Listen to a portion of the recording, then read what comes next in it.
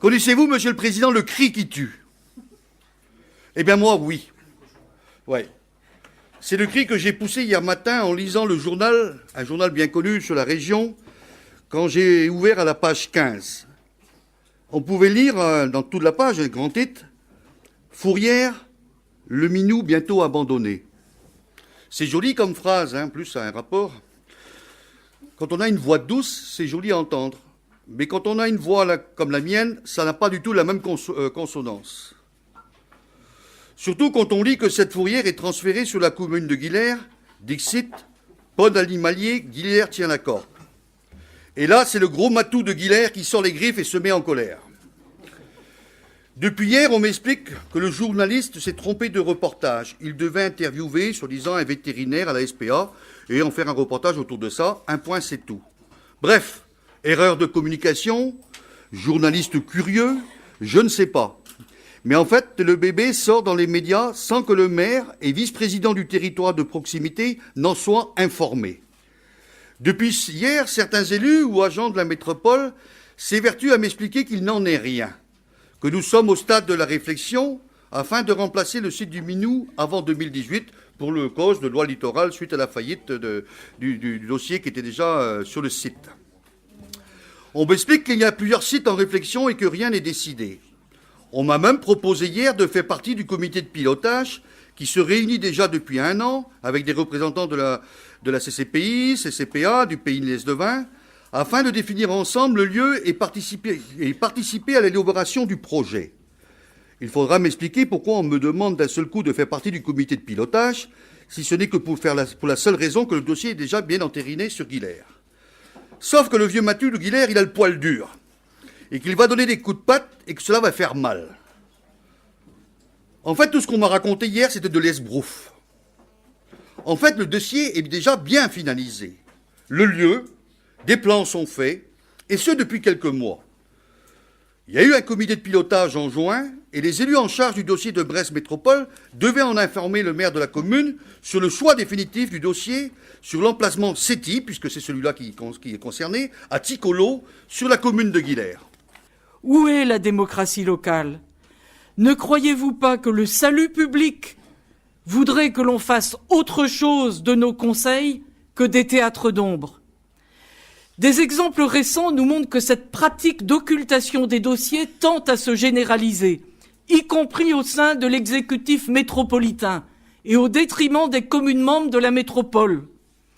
Pour l'aménagement du Moulin Blanc, où un nouveau projet immobilier se fait jour, ce qui pose un problème réel, mais non insoluble d'urbanisme.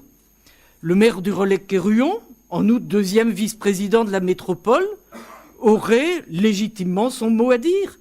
Et même s'il s'agit d'une compétence de la métropole, il se trouve, lui aussi, porteur d'une part de l'intérêt général, tout autant que le vice-président chargé de l'urbanisme, également porteur de l'intérêt général.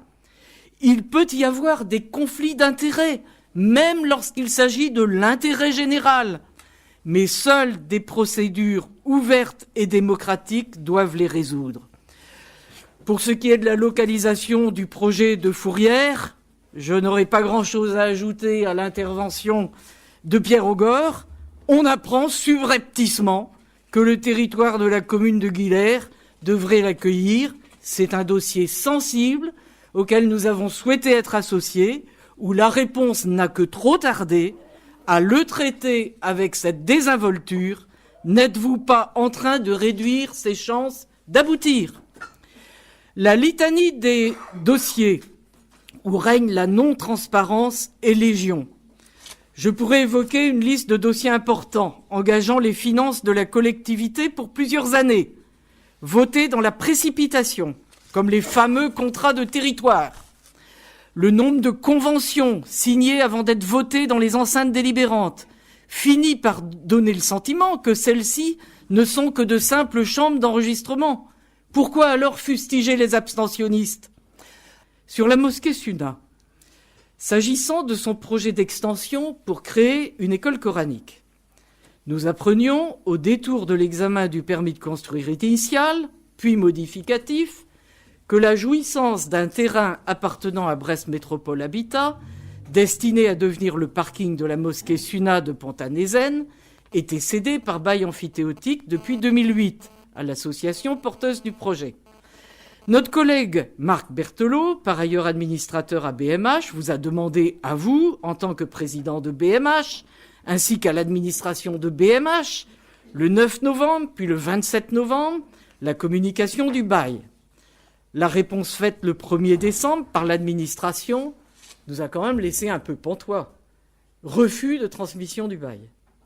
La réponse tient en quelques lignes sur la nature du bail que nous connaissions déjà, sa durée de 18 années, le nombre de places de stationnement, 36, et le montant de la redevance. Pour le reste, des considérations baroques sur l'aménagement paysager ou l'éclairage. Mais surtout, attention, une mise en garde sur le caractère confidentiel des informations portées à notre connaissance, avec une référence au règlement intérieur qui n'avait rien à voir avec le sujet, puisque ça portait sur les débats internes du Conseil. On croit rêver. Interdiction est faite de parler de ce dossier. Toujours dans le quartier de Pont-à-Nézen, notre collègue Brigitte Hu, qui est conseillère depuis de nombreuses années, a été informée d'une réunion organisée par Mme Melskouet et M. Yann Masson et Osni Trabelsi pour présenter les travaux de réhabilitation en cours au centre socio-culturel Horizon. Là encore, Madame il s'agit... Nous ne sommes pas en conseil municipal, je vous le signale uniquement pour information des autres. Pour information, Monsieur le Président, les affaires municipales n'ont rien à voir avec les affaires de la métropole et les affaires de la métropole n'ont rien à voir avec les affaires municipales, comme on l'a vu avec les affaires de Guilher et de Relais-Quéruon. Donc, Madame Hu s'est rendue à cette réunion. Elle a été le 8 décembre à 14h. Mal lui en a pris. Elle a été fort discourtoisement éconduite au motif qu'il s'agissait d'une réunion technique de chantier non ouverte au public. Or, nous avons constaté, dès le lendemain, que le caractère supposé technique de cette réunion, soi-disant de chantier, était une opération de communication destinée à une large publicité, puisque la presse en a largement rendu compte. Alors, là encore, c'est un sujet sensible. Il nous avait à l'époque été reproché de ne pas avoir assisté à la réunion organisée par M. Trabelsi le 24 septembre dernier, au moment où les familles s'insurgeaient contre la fermeture du centre. Là encore, nous n'avions appris qu'incidemment la tenue de cette réunion, qui avait lieu d'ailleurs en même temps que les commissions municipales. Dans un registre différent, je voudrais évoquer le projet Leclerc à Kergaradec. Il a fait l'objet d'une délibération en Conseil de métropole du 3 juillet 2015, à laquelle, vous vous en souvenez, nous nous sommes abstenus. Nous avons eu aussi à connaître d'une modification simplifiée du PLU facteur 4 en vue de modifier les règles de hauteur et d'implantation des constructions sur le secteur de Kéruchen. Si nous ne pouvons qu'être favorables à des aménagements permettant de requalifier une entrée de ville et une zone qui le mérite, nous ne pouvons qu'être étonnés de la légèreté des éléments d'analyse communiqués. Nous ne pouvons pas imaginer qu'il n'y a pas eu une étude d'impact.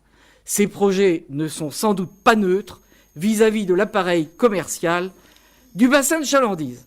Mais vous l'aurez compris, Monsieur le Président, en cette intervention liminaire, solennelle, j'en appelle à l'esprit démocratique qui devrait inspirer nos travaux.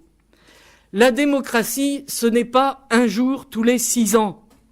C'est le débat, la décision de la majorité, certes, mais aussi le contrôle et la participation de tous les élus pour que la démocratie soit celle de la communauté des citoyens. Pierre Rogor, tout à l'heure, disait que par voie de presse, il a appris certaines choses et que certains habitants... peut-être des téléphones portables à proximité, je ne sais pas. Et que certains habitants étaient contrariés, Pierre, d'apprendre certaines choses par voie de presse et qu'il fallait assurer le service après-vente. Ce qui m'a fait bondir, moi, Thierry Ferré ne pourra pas dire l'inverse, nous sommes là-dessus en phase, c'est que les éléments qui me sont rapportés, c'est qu'un promoteur immobilier, dont je crois savoir qu'il n'a pas été notifié, en tous les cas sur cet aspect des choses, s'autoriser à dire qu'il allait construire 80 logements sur le site du Moulin Blanc, sans que le maire du Relecq-et-Ruan n'en soit informé, de la même manière que Pierre Ogor. Donc, c'est ce qui m'a fait réagir sur les réseaux sociaux, puisque Madame Berrugallo a l'air de me suivre avec beaucoup d'assiduité. 80 logements sur cet endroit sans que je ne sois informé, sans qu'il n'y ait aucun contact, sans qu'il n'y ait aucun permis de déposer.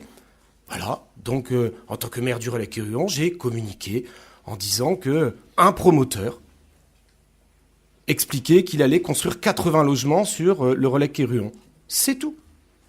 Donc, en ce sens, il y a eu une commission qui a décidé un choix majoritaire auquel la ville du Relecq-et-Ruan ne s'associe pas. Donc, j'ai décidé d'écrire au président de notre métropole pour l'en informer et pour lui dire que ce projet ne convenait pas à la ville du Relecq-et-Ruan et que si l'histoire est à écrire, autant qu'elle s'écrive de la meilleure façon possible dans l'intérêt général.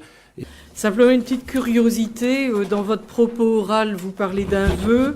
Le document qui nous a été remis sur table s'appelle motion. Ayant regardé dans notre règlement à quelle rubrique ça pouvait se référer, je ne l'ai pas trouvé.